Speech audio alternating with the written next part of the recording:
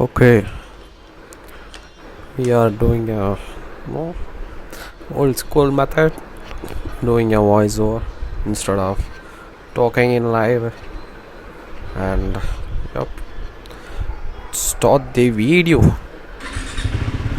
Nice, cool start as always. Okay,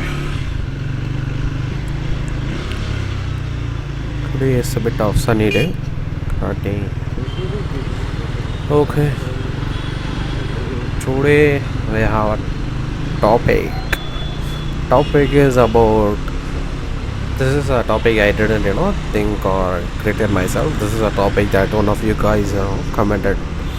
Like if you, I am, confused.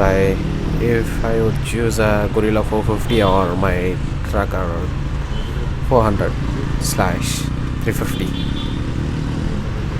Yep, I'll answer to that question in this video. And yeah, another day, another commute. Okay, cutting, yeah, a lot of traffic. And yeah, we'll answer to that question. If you wanna do a spiritual way of driving, you like drive like that and going for a lot of weekend rides. If you like that type of riding, you should go for a Gorilla 450. That bike is more peppier than the tracker and have a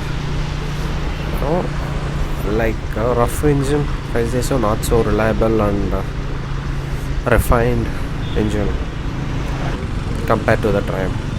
And the reason to get a Triumph is if you want to go for a long ride, and yeah, that doesn't mean this bike not have that much power and all. This bike has a shit ton of power, dude, like 40 bhp, but the most power will come in mid-range to high-end, not in the low-end.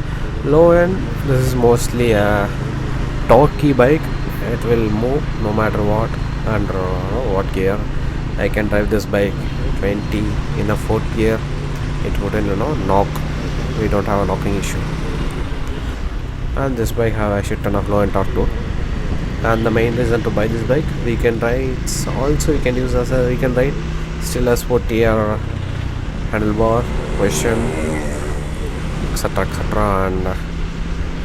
And this is for my my reason why I choose this bike over a Gorilla 450. I also test drive that bike also.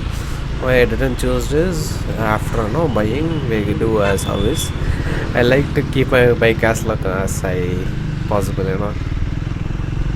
yeah, like I like to keep this bike as long as I can, dude.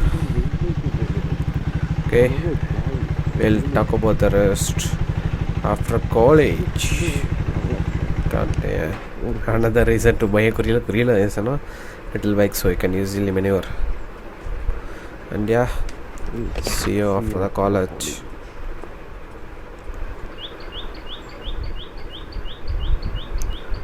What is that sound? Is some birds making that sound or something else making that sound? Okay, this is after college, and yep, just I tried to do a live voice thing, but